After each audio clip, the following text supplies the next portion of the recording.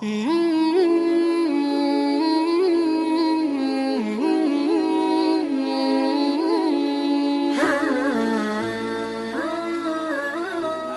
لیے ذی الحجہ کے بعد جو پہلا مہینہ شروع ہوا محرم الحرام کا مہینہ ہجرت نبویہ کو یہاں سے مربوط کیا گیا، اور یہ اسے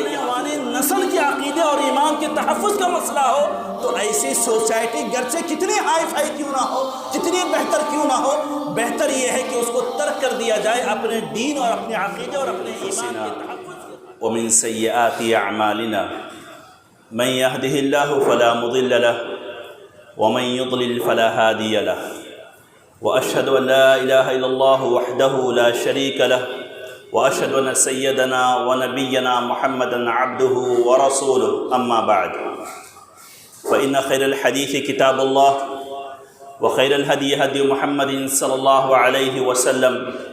وشر الأمور محدثاتها وكل محدثة بدعة وكل بدعة ضلالة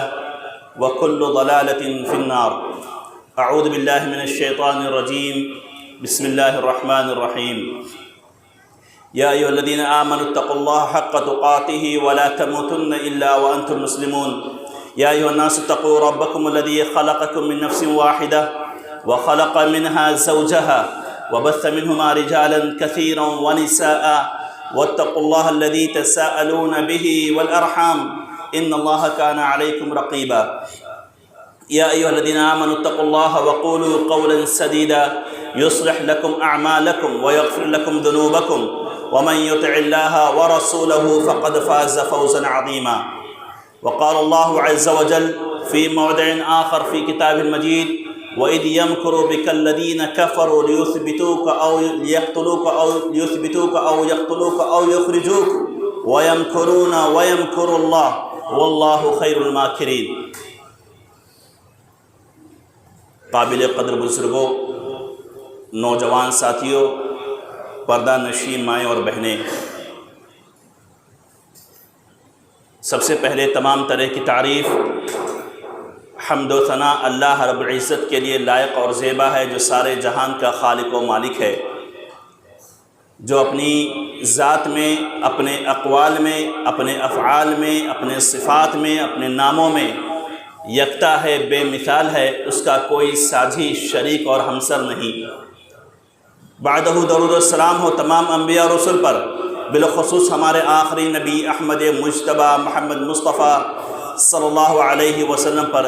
جنہیں اللہ رب العزت نے اس امت کا ہادی، قائد اور رہنما بنا کر مبعوث فرمایا، اور انہوں نے پوری امانتداری کے ساتھ اللہ رب العزت کے پیغام کو اس انسانیت تک پہنچایا۔ سامعین کرام، آج اسلامی سال کا پہلا دن یعنی کہ پہلی محرم ہے،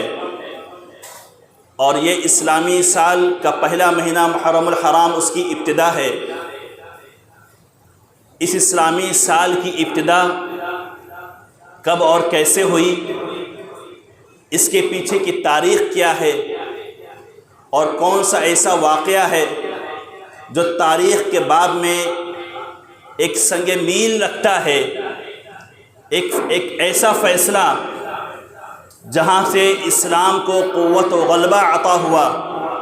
جہاں سے اسلام کی اس پوری دنیا میں ایک نئی پہچان بنی۔ اس واقعے کے پیچھے کیا کیا اسباب تھے، کیا وجوہات تھے، انشاءاللہ آج کے اس خطبے میں نہایت ہی اختصار کے ساتھ میں اس واقعہ اور اس سے ملنے والے چند اہم سبق جو امت اسلامیہ کو جس کو جاننے کی موجودہ حالات میں بہت سخت ضرورت ہے، انشاءاللہ اس پر گفتگو ہوگی۔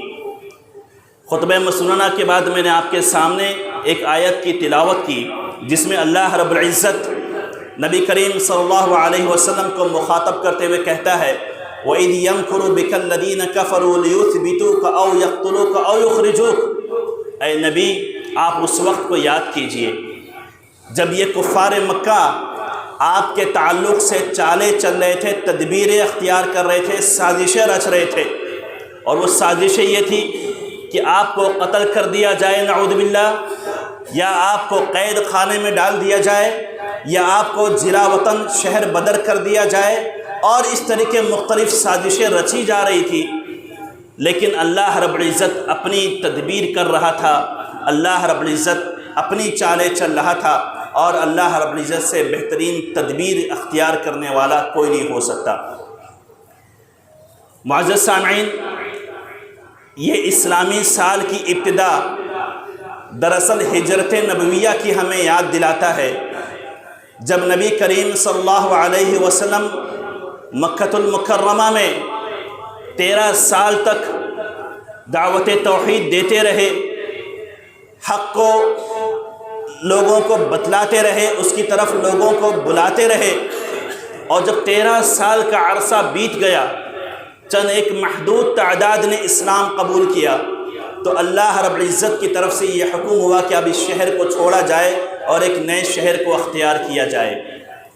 سب سے پہلی چیز یہ جاننے کی ضرورت ہے کہ اسلامی سال کی ابتدا محرم الحرام کے مہینے سے کیوں کی گئی،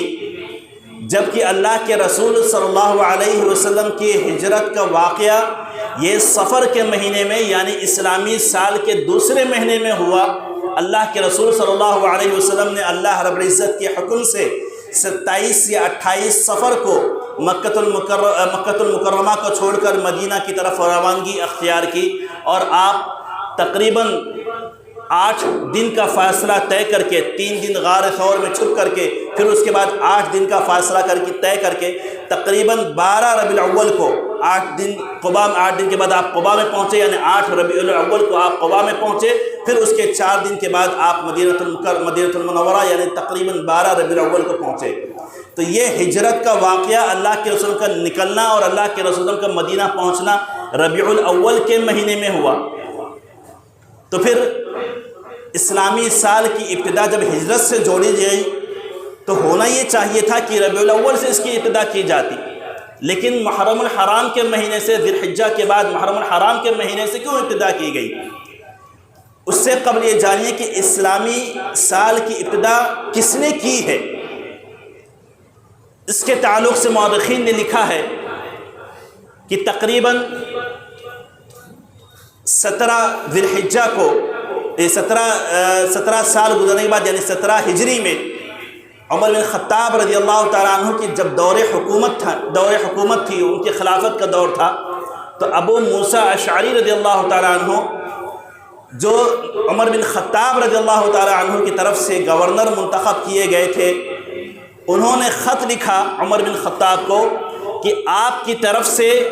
جو ہمیں خطوط آتے ہیں جس میں آپ کی طرف سے رہنمائیاں ہوتی ہیں اور کچھ ہدایتیں ہوتی ہیں، تو اس میں کوئی تاریخ نہیں لکھی ہوتی ہے۔ مثال کے طور پر شعبان لکھا ہوا ہے، ہمیں موصول ہوا خط، اب اس میں شعبان لکھا ہوا، اب ہم اس شعبان سے کون سا شعبان سمجھیں؟ کیونکہ آج کے دور کی طرح تو ای میل نہیں تھا کہ یہاں سے میل بھیجا اور وہاں پہنچ گیا، یا اسی طریقے سے ڈاک کا نظام اتنا آسان نہیں تھا کہ خط ڈالا اور 3 دن کے بعد یا 4 دن کے بعد ریسیو ہو گیا، ایسا معاملہ نہیں تھا۔ اس کے لیے مہینوں کا سفر طے کرنا پڑتا تھا، خط لے کر کے، پیغام لے کر کے مہینوں کا سفر گھوڑوں سے، اونٹوں سے سوار ہو کر کے لوگ چلا کرتے تھے، مہینوں درکار ہو جاتے تھے ایک پیغام کو پہنچانے کے لیے۔ تو ابو موسیٰ اشعری نے عمر بن خطاب سے کہا کہ آپ کا جو خط آتا ہے، آپ کا جو رسالہ آتا ہے، ہمیں یہ سمجھ میں نہیں آتا کہ یہ کون سی تاریخ کو نکلا ہے، کون سی تاریخ میں یہ پہنچ رہا ہے، اور کب سے اس کو نافذ کرنا ہے، کون سی تاریخ سے اس پر عمل کرنا ہے۔ تو عمر بن خطاب رضی اللہ تعالیٰ عنہ نے صحابہ کرام کو جمع کیا اور ان سے مشورہ لیا کہ اس طرح کا معاملہ ہے، کون سی تاریخ مرتب کی جائے، کون سی تاریخ کو ہم معتبر مانیں، کون سی تاریخ ہمارے لیے معتمد حیثیت رکھتی ہو، جس کی بنا پر ہم اپنے آنے والے فیصلے کیا کریں۔ بہرحال صحابہ کرام رضوان اللہ علیہم اجمعین کی طرف سے مختلف مشورے آئے۔ ایک مشورہ یہ آیا کہ اسے نبی کریم صلی اللہ علیہ وسلم کی پیدائش سے جوڑا جائے، لیکن یہ ہوا کہ نبی کریم صلی اللہ علیہ وسلم کی پیدائش کے تعلق سے مختلف ہی ہے، اور پھر اس کے بعد جو ہے کوئی بہت اہمیت والا واقعہ نہیں تھا، لہذا اس کو نہ دیکھ کر کے کوئی اور چیز کو دیکھا جائے۔ بعض لوگوں نے نبی کریم صلی اللہ علیہ وسلم کی وفات سے اسے مربوط کیا، تو یہ تو ایک غم کا دن تھا، ایک افسوسناک دن تھا، پھر کیسے اس سے مربوط کیا جائے۔ بہرحال ایک مشورہ یہ آیا کہ کیوں نہ اسے ہجرت نبویہ سے جوڑا جائے، اس لیے کہ ہجرت یہ اپنے آپ میں ایک فیصلہ کن تاریخ تھی کہ جہاں سے اسلام کو غلبہ عطا ہوا، جہاں سے اسلامی سلطنت کی بنیاد رکھی گئی، اور جہاں سے اسلام ساری دنیا میں پھیلنا شروع ہوا، تو وہاں سے اس کو جوڑا جائے، اس کو مربوط کیا جائے۔ بہرحال یہ طے ہوا کہ ٹھیک ہے، اسے ہجرت سے جوڑا جائے۔ اب سوال یہ تھا کہ ہجرت تو ربیع الاول کے مہینے میں ہوئی، تاریخ بھی محرم سے کیوں شروع کی گئی؟ تو دراصل اس کے پیچھے کا واقعہ یہ ہے کہ ہجرت کی پلاننگ اور ہجرت کی تخطیط یہ ذی الحجہ کے مہینے میں کر لی گئی تھی، اور یہیں سے شروعات ہوئی تھی۔ ذی الحجہ کے مہینے میں جب عرب کے مختلف قبائل مکہ پہنچے حج کی ادائیگی کے لیے، تو اسی میں سے مدینہ کے کچھ انصار وہ بھی مکہ المکرمہ پہنچے، اور پھر وہاں پر حج کے موقع پر جہاں پر کنکری ماری جاتی ہے، جمرۃ العقبہ الکبریٰ، جہاں پر بڑے شیطان کو کنکری ماری جاتی ہے، وہاں پر میٹنگ ہوئی، اور پھر وہاں پر انصار نے جو تقریباً 70 صحابہ تھے، 70 انصاری صحابی تھے جو وہاں موجود تھے، انہوں نے یہ عہد کیا اور اللہ کے رسول صلی اللہ علیہ وسلم سے یہ وعدہ لیا کہ آپ ہمارے پاس آئیں، ہم آپ کا ساتھ دیں گے، خواہ وہ جان کی قربانی دینی پڑے، مال کی قربانی دینی پڑے، سارے عرب سے دشمنی مول لینا پڑے، لیکن ہم آپ کے ساتھ میں وفاداری کا عہد کرتے ہیں، اور بیعت کیا۔ اور بھی بہت ساری باتیں ہیں، اس میں بہت اختصار کے ساتھ میں بیان کر رہا ہوں، تو اس میں آپ نے چند چیزوں کو دہرایا، چند چیزوں سے وعدہ لیا، اور ان لوگوں نے وعدہ کیا، اور پھر وہیں سے پلاننگ شروع ہو گئی کہ اللہ کے رسول صلی اللہ علیہ وسلم اب ہجرت یہاں سے کر جائیں گے۔ تو بہرحال یہ ذی الحجہ کے مہینے میں یہ پلاننگ بنی، یہ ترتیب بنی، اور ذی الحجہ کے مہینے میں یہ فیصلہ ہو گیا کہ اللہ کے رسول صلی اللہ علیہ وسلم اب یہاں سے ہجرت کر جائیں گے۔ لہذا اسی لیے ذی الحجہ کے بعد جو پہلا مہینہ شروع ہوا، محرم الحرام کا مہینہ، ہجرت نبویہ کو یہاں سے مربوط کیا گیا، اور یہ اسے یہاں سے جوڑا گیا۔ لہذا خلاصہ یہ نکلا کہ ہجرت کی تاریخ، یہ ہجری تاریخ، یہ حضرت عمر بن خطاب رضی اللہ تعالیٰ عنہ نے شروع کی تھی، اور تقریباً 17 سال بیت گئے تھے اس واقعہ کو، اس کے بعد یہ تاریخ شروع کی گئی، اور محرم الحرام سے جوڑنے کی وجہ یہ تھی کہ پلاننگ چونکہ ذی الحجہ کے مہینے میں کی گئی تھی، اسی وجہ سے اسے مربوط کیا گیا محرم الحرام کے مہینے سے۔ اب سوال یہ ہے کہ جب اللہ کے رسول صلی اللہ علیہ وسلم کی یہ پلاننگ جمرۃ العقبہ الکبریٰ کے پاس ہوئی اور ذی الحجہ کے مہینے میں ہوئی، اور اللہ کے رسول صلی اللہ علیہ وسلم کو یہ حکم دیا گیا کہ آپ یہ شہر چھوڑ کر کے آپ نکل جائیں، یہاں پر ایک اشکال یہ آتا ہے، بعض لوگوں کے ذہنوں میں یہ چیز آتی ہے کہ اللہ کے رسول صلی اللہ علیہ وسلم مکہ سے مدینہ کی طرف ہجرت بھاگ کر کے کیے تھے۔ اس میں کوئی شک نہیں کہ جو طریقہ اختیار کیا گیا، اللہ کے رسول صلی اللہ علیہ وسلم خاموشی سے نکلے، چھپ چھپا کر کے نکلے، لیکن ایسا نہیں تھا کہ وہ ڈر اور خوف اور دہشت تھی کہ وہاں سے نکل گئے، بلکہ یہ ایک مقصد تھا اس کے پیچھے، اور اللہ رب العزت کے حکم سے اللہ کے رسول صلی اللہ علیہ وسلم نکلے، اور صحابہ کرام کو آپ نے نکلنے کا حکم دیا۔ یہ ذہن میں نہ آئے کہ اللہ کے رسول صلی اللہ علیہ وسلم پیٹ پھیر کر نعوذ باللہ بھاگے، یا صحابہ کرام پیٹ پھیر کر کے بھاگے مکہ سے، چھپ چھپا کر کے بھاگے۔ بلا شبہ واقعہ ایسے رونما ہوا، اس طرح سے نکلے، لیکن مقصد یا اس کے پیچھے ہدف یہ نہیں تھا کہ اب ہم ڈر گئے ہیں، ہم نے راہ حق کو قبول کیا ہے، ہم نے دعوت توحید کو قبول کیا ہے، اب ہم ستائے جا رہے ہیں، ہم پریشان ہیں، تو اب یہاں سے ہم چھوڑ کر کے بھاگے، بلکہ یہ اللہ رب العزت کا حکم تھا کہ آپ اور آپ کے صحابہ کرام اب یہاں سے نکلیں۔ اور کیوں اللہ رب العزت نے یہ حکم دیا تھا؟ اس کے پیچھے مصلحت یہ تھی کہ سب سے پہلی چیز تو نبی کریم صلی اللہ علیہ وسلم کی ہجرت یہ تنہا ان کی ہجرت نہیں تھی، اس سے پہلے کئی انبیاء آئے جنہوں نے ہجرت کی، جنہوں نے اپنا گھر بار چھوڑا اور دوسرے شہر کی طرف رواں دواں ہو گئے۔ تو نبی کریم صلی اللہ علیہ وسلم کی ہجرت صرف اکیلے ان کی نہیں تھی، بلکہ سابق میں انبیاء نے بھی ہجرت کی۔ تو گویا کہ یہ نبوت کا ایک مزاج تھا، یہ نبی ہونے کا بسا اوقات نبی کو خمیازہ بھگتنا پڑتا تھا کہ اپنے شہر کو، اپنی دعوت کو عام کرنے کے لیے ترک کرنا پڑتا تھا۔ تو لہذا نبی کریم صلی اللہ علیہ وسلم اس مقصد سے بھی نکلے۔ اسی طریقے سے مسلمانوں کو بہت زیادہ ستایا جا رہا تھا، تنگ کیا جا رہا تھا، اور ایسی جگہ جہاں پر اسلام کا نام لینا دشوار ہو جائے، جہاں پر اسلامی شعائر پر عمل کرنا دشوار ہو جائے، جہاں پر اسلامی احکام پر عمل کرنا دشوار ہو جائے، تو ایسی جگہ کو ترک کر کے دوسری جگہ چلے جانا چاہیے، اور اسی کو ہجرت کہتے ہیں کہ آپ دارالحرب کو چھوڑ کر کے دارالاسلام کا رخ کرے، اسی کو ہجرت کہتے ہیں۔ اور یہ اس صورت میں ممکن ہے کہ جب آپ جس جگہ پر رہ رہے ہیں، جس خطے پر آپ بس رہے ہیں، وہاں پر آپ کو اسلام کا نام لینا مشکل ہو جائے، اسلامی شعائر اور احکام پر عمل کرنا مشکل ہو جائے، تو ایسی جگہ سے بہتر یہ ہے کہ آپ ترک کر دیں۔ اور اسی پر قیاس کرتے ہوئے ایک مسئلہ یہ ثابت ہوتا ہے کہ اگر آپ آج کے دور میں بھی کسی ایسی سوسائٹی میں رہتے ہیں، کسی ایسے معاشرے میں رہتے ہیں کہ جہاں پر آپ نماز با جماعت نہ ادا کر سکیں، جہاں پر آپ کے کانوں میں آواز نہ آ سکے، جہاں پر اور دیگر اسلامی شاعر پر آپ عمل نہ کر سکیں، یا آپ کے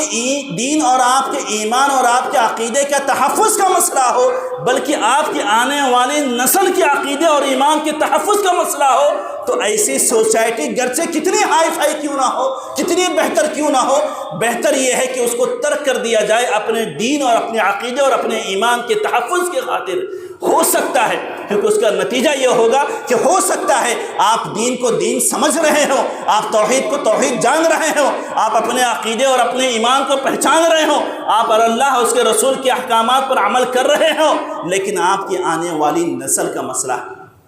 آپ کے آنے والی جنریشن کا مسئلہ ہے۔ آپ اس کے تحفظ کے لیے آپ کو ایسی سوسائٹی، ایسے محلے اور ایسے علاقے کو ترک کر دینا چاہیے، گرچہ آپ جس جگہ کا رخ اختیار کر رہے ہیں وہ کم ہی کیوں نہ ہو، اس کا معیار تھوڑا سا نیچا کیوں نہ ہو، لیکن اپنے عقیدے اور اپنے ایمان کے تحفظ کے خاطر ایسی ہائی فائی جگہ کو چھوڑ کر تھوڑی سی نیچی جگہ پر جانا پڑے تو کوئی مسئلہ نہیں، اس لیے کہ دین، عقیدہ اور ایمان کا تحفظ یہ سب سے اہم مسئلہ ہے۔ اور اللہ کے رسول صلی اللہ علیہ وسلم کے صحابہ کرام اسی لیے ہجرت کیے تھے، اپنے عقیدے اور اپنے ایمان کے تحفظ کی خاطر، صرف اپنی جان بچا کر کے بھاگے، ایسا نہیں تھا۔ اور اسی طریقے سے ہجرت اس صورت میں بھی واقع ہوئی، اس وجہ سے بھی ہجرت واقع ہوئی کیونکہ اللہ کے رسول صلی اللہ علیہ وسلم جو پیغام لے کر کے آئے تھے، یہ مکہ کے چند قبیلوں کے لیے نہیں تھا، یہ مکہ میں بسنے والے چند افراد کے لیے نہیں تھا، یہ دین، اس دین کو ساری دنیا میں پھیلنا تھا، اس دین کو سارے خطہ ارض میں پھیلنا تھا،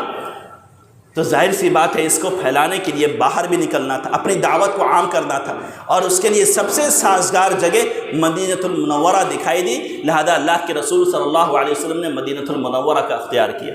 تو خلاصہ یہ ہے کہ ہجرت یہ صرف اپنی جان بچانے کے مسئلے سے نہیں لے کر کے بھاگے نبی کریم صلی اللہ علیہ وسلم یا صحابہ کرام، بلکہ اپنے عقیدے اور اپنے ایمان کے تحفظ کی خاطر نکلے تھے۔ تو یہ ذہن میں نہیں آنا چاہیے کہ کوئی پیٹ پھیر کر کے بھاگا تھا اس لیے سے ہجرت کیا۔ بہرحال آگے بڑھتے ہیں۔ اللہ کے رسول صلی اللہ علیہ وسلم جب آپ نے جمرۃ العقبۃ الکبریٰ کے پاس آپ کی بیعت ہوئی اور یہ مشہور ہو گیا کہ آپ نکلنے والے ہیں، تو کفار مکہ آپ کی جان کے پیچھے پڑ گئے۔ وجہ یہ تھی کہ یہاں پر ہمارے درمیان موجود تھے، ہماری نگاہوں کے سامنے تھے، تعداد اور اسی طریقے سے طاقت محدود تھی، جب یہ باہر نکل کر کے جائیں گے تو ان کے متبعین اور زیادہ ہو جائیں گے، ان کے فالوورز، ان کے ماننے والے اور زیادہ ہو جائیں گے، تو کہیں ایسا نہ ہو کہ پھر اس کے بعد اپنے ساتھیوں کے ساتھ مل کر کے یہ ہم پر حملہ آور ہو جائیں، لہذا اللہ کے رسول صلی اللہ علیہ وسلم کا نعوذ باللہ قصہ تمام کر دیا جائے۔ لہذا دار الندوہ میں کفار قریش کے جو اکابرین تھے، جو بڑے بڑے سردار تھے، وہ لوگ اکٹھا ہوئے، اور اکٹھا ہونے کے بعد مختلف مشورے سامنے آئے۔ اس میں ابلیس بھی ایک شیخ کی شکل میں حاضر ہوا، ابلیس بھی ایک شیخ کی شکل میں حاضر ہوا۔ بہرحال ایک مشورہ یہ ہوا، ایک رائے یہ آئی کہ اللہ کے رسول صلی اللہ علیہ وسلم کو بیڑیوں میں جکڑ کر کے کسی گھر میں مقید کر دیا جائے۔ تو لوگوں نے کہا کہ یہ مناسب نہیں ہے، اس لیے کہ ان کے ساتھیوں کو معلوم پڑے گا تو وہاں پر حملہ کر کے ان کو چھڑا کے لے کے چلے جائیں گے۔ کسی نے کہا کہ ان کو شہر بدر کر دیا جائے، جلا وطن کر دیا جائے۔ لوگوں نے کہا کہ یہ رائے بھی مناسب نہیں۔ پھر ابلیس نے یہ تجویز، ابو جہل نے یہ تجویز دی کہ کہیں ایک کام کرتے ہیں کہ مکہ کے جو جتنے بھی قبیلے ہیں، ہر قبیلے سے ہم ایک نوجوان کو منتخب کریں، اور پھر اس کے بعد یہ نوجوان اللہ کے رسول صلی اللہ علیہ وسلم کو نعوذ باللہ قتل کریں، سب مل کر کے ایک ساتھ تلوار ماریں۔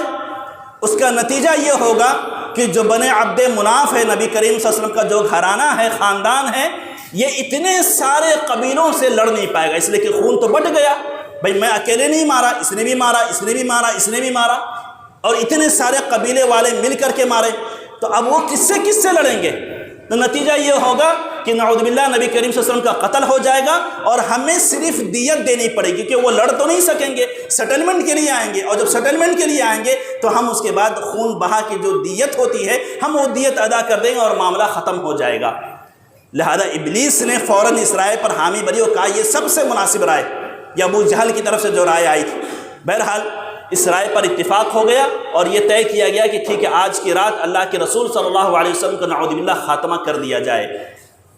لیکن اللہ رب العزت نے بذریعہ وحی اللہ کے رسول صلی اللہ علیہ وسلم کو اس واقعہ کی خبر دی اور آپ کو نکلنے کا حکم دیا، ہجرت کرنے کا حکم دیا۔ وَإِذْ يَمْكُرُ بِكَ الَّذِينَ كَفَرُوا لِيُثْبِتُوكَ، آپ کے تعلق سے چالیں چل رہے تھے، آپ کو مقید کر دیں یا آپ کو قتل کر دیں یا آپ کو شہر بدر کر دیں۔ وَيَمْكُرُونَ وَيَمْكُرُ اللَّهُ، کتنی بھی لوگ تدبیر اختیار کر لیں، کتنی بھی لوگ چالیں چل لیں، کتنی بھی لوگ سازشیں رچ لیں، لیکن اللہ رب العزت جب اپنی تدبیر اختیار کرتا ہے واللہ خیر الماکرین، اللہ رب العزت سے بہترین تدبیر اختیار کرنے والا کوئی نہیں ہو سکتا۔ وَعْلَمْ أَنَّمَا أَصَّابَكَ لَمْ يَكُنْ لِيُخْطِئَكَ، جب جس چیز کو اللہ رب العزت آپ کو پہنچانا چاہے، آپ کی حفاظت کرنا چاہے، ساری کائنات مل کر کے بھی آپ کو نقصان نہیں پہنچا سکتی، اور جب اللہ رب العزت آپ کو نقصان پہنچانا چاہے تو ساری کائنات مل کر کے بھی آپ کو فائدہ نہیں پہنچا سکتی، آپ کو نفع نہیں پہنچا سکتی۔ بہرحال اللہ کے رسول صلی اللہ علیہ وسلم رات کا وقت جب آتا ہے تو اللہ کے رسول صلی اللہ علیہ وسلم چونکہ امین تھے، آپ کے پاس بہت ساری مکہ کے لوگوں کی امانتیں رکھی ہوئی تھی۔ دیکھیے آپ مسلمان تھے اور بقیہ لوگ بہت سارے ایسے لوگ جو حالت اسلام میں حالت کفر میں تھے، کافر تھے، اس کے باوجود اپنی امانتیں اللہ کے رسول صلی اللہ علیہ وسلم کے پاس رکھا کرتے تھے کیونکہ آپ امین تھے۔ اور اللہ کے رسول صلی اللہ علیہ وسلم کی امانت کا عالم دیکھیے کہ جان پر بنی پڑی ہے، نکل کر کے شہر چھوڑ کر کے جانا ہے، اس کے باوجود امانتوں کی ادائیگی کا خیال ہے۔ بہت سارے لوگ ہوتے ہیں قرض لے کر کے بھول جاتے، پہچاننا چھوڑ دیتے، راستے بدلنے لگتے۔ اللہ کے رسول صلی اللہ علیہ وسلم جان پر بنی ہے، اس کے باوجود کس طریقے سے لوگوں کی امانتوں کو واپس لوٹایا جائے۔ حضرت علی رضی اللہ تعالیٰ عنہ کو اپنے بستر پر لٹاتے ہیں رات کے وقت اور کہتے ہیں کہ میری جگہ پر تم لیٹ جاؤ، اور میری جو سبز حضرمی چادر تھی، ہرے رنگ کی جو چادر تھی، یہ لیٹ کر اس کو اوڑھ کر کے تم سو جاؤ۔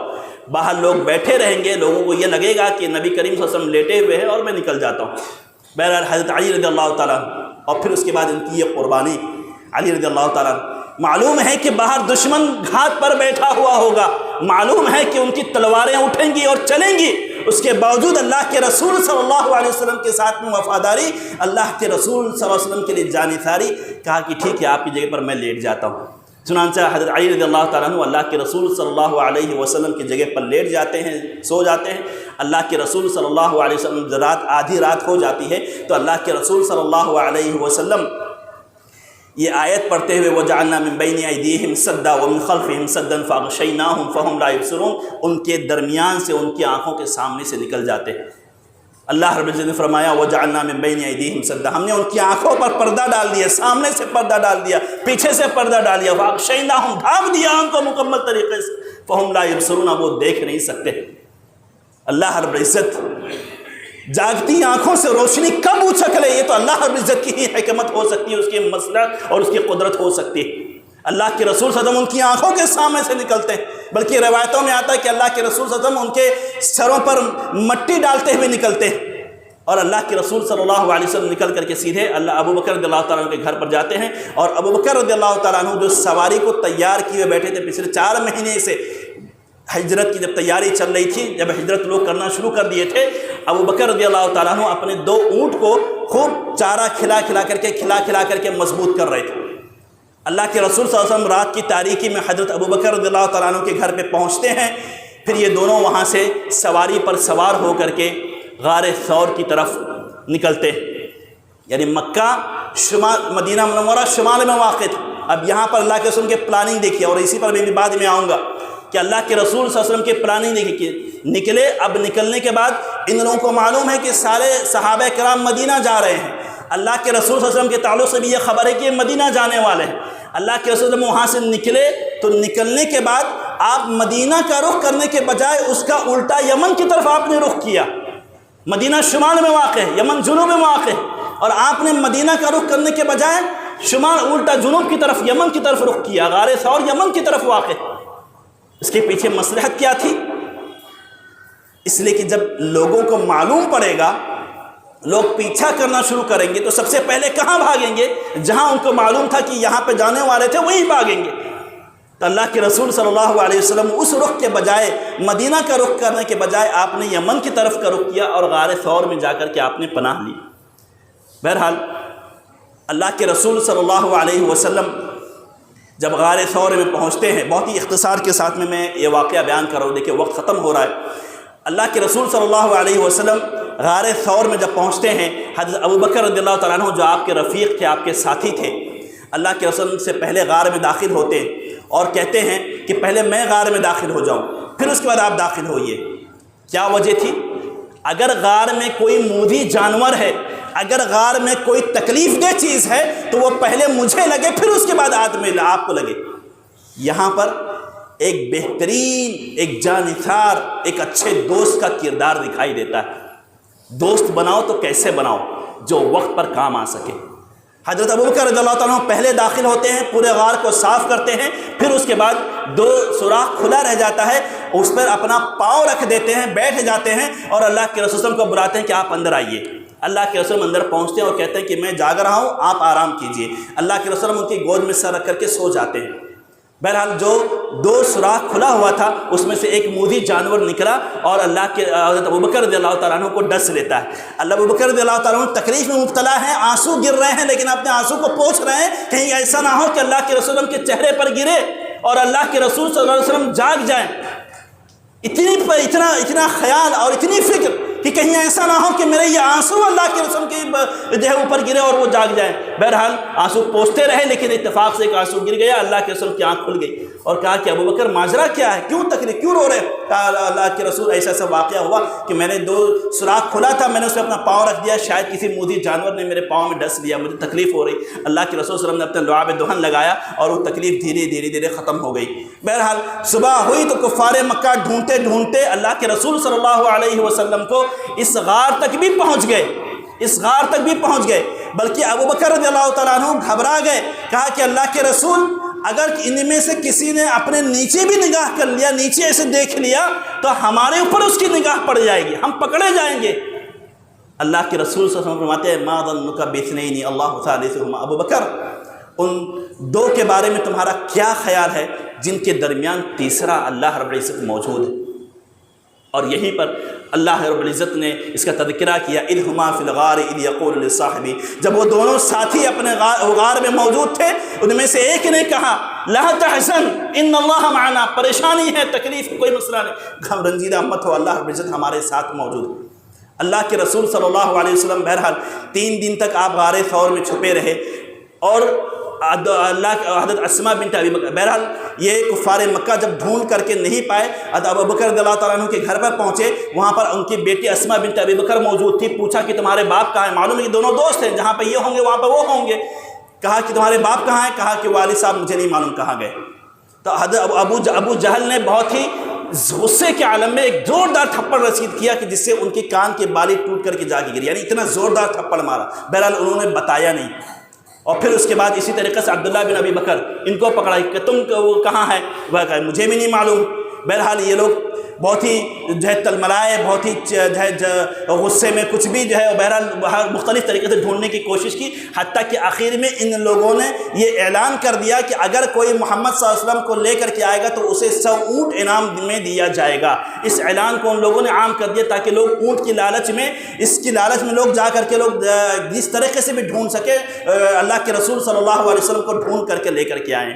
بہرحال اللہ کے رسول صلی اللہ علیہ وسلم 3 دن تک اس غار ثور میں چھپے رہے۔ پھر اس کے بعد ایک آدمی عبداللہ بن اریقط نام کا، جو کہ ابھی غیر مسلم تھا لیکن راستوں کا ماہر تھا، اللہ کے رسول صلی اللہ علیہ وسلم نے اس کو ہائر کیا تھا نکلنے سے پہلے۔ عبداللہ بن اریقط آیا 3 دن کے بعد، اور پھر اللہ کے رسول صلی اللہ علیہ وسلم اور ابوبکر رضی اللہ عنہ کو لے کر کے مدینہ کی طرف نکل پڑا۔ بہرحال مختلف راستوں سے ہوتے ہوئے اللہ کے رسول صلی اللہ علیہ وسلم